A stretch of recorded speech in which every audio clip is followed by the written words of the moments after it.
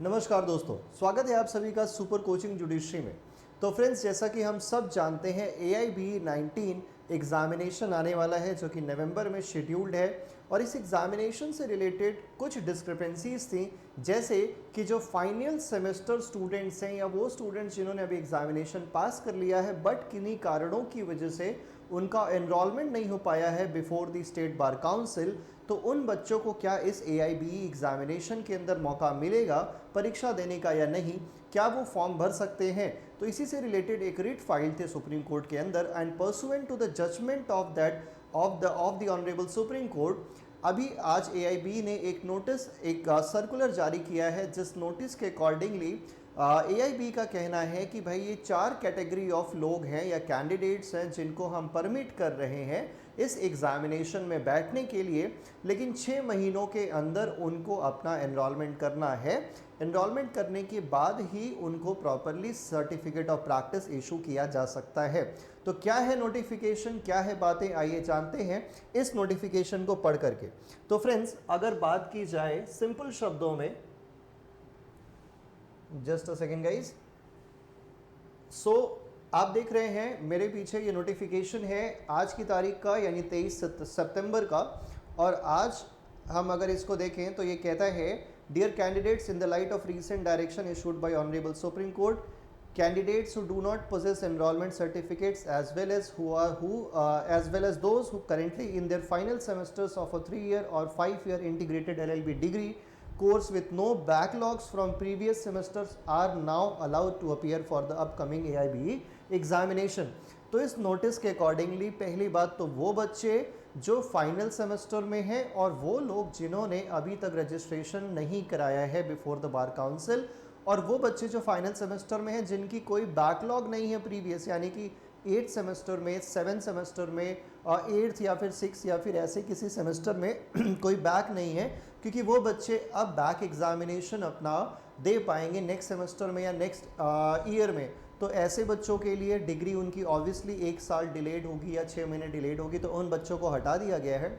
वो candidates final semester के जिन्होंने कम्प्लीटली सारे एग्जामिनेशंस प्रीवियसली पास किए हैं, जिनका कोई बैकलॉग नहीं है, उन बच्चों के लिए है ये सुविधा। इनके अलावा देखिए 4 लोगों के बारे में ये बात करता है कि भाई इनमें से आप किसी एक कैटेगरी में फॉल होते हैं। पहला, I am a final semester law student with only my final semester exams remaining and I have no backlog from previous semester। तो फाइनल सेमेस्टर का बच्चा, फाइनल ईयर का बच्चा जिसकी कोई बैकलॉग नहीं है, वो यहाँ पे एलिजिबल हुआ है। दूसरा, I have completed my final semester, have no backlogs and I am awaiting my result. और वो बच्चा जिसका एग्जामिनेशन तो फाइनल सेमेस्टर का हो गया है बट रिजल्ट अभी बाकी है, वो कैंडिडेट भी यहाँ पे है।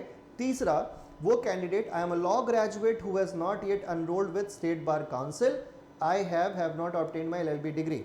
तो देखिए, बच्चा वो जिसने एग्जामिनेशन भी दे दिया है, पास भी हो गया है, लेकिन एनरोलमेंट नहीं हो पाया है किन्हीं कारणों की वजह से। एनरोलमेंट डिग्री उसकी डिग्री नहीं उसके पास थी या प्रोविजनल डिग्री समय पे नहीं मिल पाई, तो एनरोलमेंट नहीं हो पाया किन्हीं कारणों की वजह से, वो भी एलिजिबल हैं जिनका रिजल्ट आ चुका है। And fourthly, I am a law graduate who is currently employed, तो वो कहीं पे नौकरी कर रहा है, लॉ ग्रेजुएट तो है बट कहीं ना कहीं पे नौकरी कर रहा है। ऐसे व्यक्तियों को भी यहाँ पे मौका दे दिया गया है, या जिसका रजिस्ट्रेशन था बार काउंसिल में बट उन्होंने सरेंडर कर दिया था क्योंकि उनकी नौकरी लग चुकी थी, तो वो लोग भी अब AIB का एग्जाम दे सकते हैं। बस करना कुछ नहीं है, लिखा हुआ है, I understand that if I sit for the AIB and pass I will be eligible for enrolment for a period of 6 months।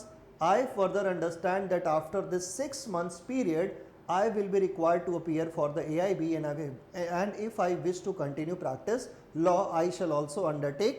तो ये अंडरटेकिंग जो है उसका फॉर्मेट है जिसके अंदर ये 4 लोगों को एलिजिबल किया गया है, और अगर इनमें से जो भी कैटेगरी में कैंडिडेट फॉल होता है वो एग्जामिनेशन देता है, पास करता है, तो उसके पास एनरोलमेंट कराने के लिए 6 महीने का समय होगा, वो स्टेट बार काउंसिल से एनरोलमेंट करा सकता है 6 महीनों के अंदर।